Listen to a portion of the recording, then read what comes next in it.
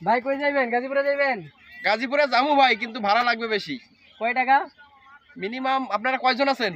আমরা আসছিলাম 4-5 জন। দেখেন এই 4-5 জন। জি জি জি। যাক, আপনারা যদি যাইতে চান তাহলে আমি 1000 টাকা নিয়ে হলে যাইতে পারবো। আরে ভাই আমরা হইলাম সব কন্ডম ক্রিয়েটর। Condom creator? হ্যাঁ, টিয়া পয়সা কিছু কম রাখবেন না। আর টাকা পয়সা আপনারা কন্টেন্ট তৈরি করেন, তাই তো? আরে কন্টেন্ট না, কন্ডম ক্রিয়েটর। আর ওই একই তো জিনিস। হ্যাঁ। যাই হোক, আমি মূর্খ টুর্খ মানুষ বুঝি না, আপনাদের জন্য 10 টাকা ডিসকাউন্ট দিতে পারি।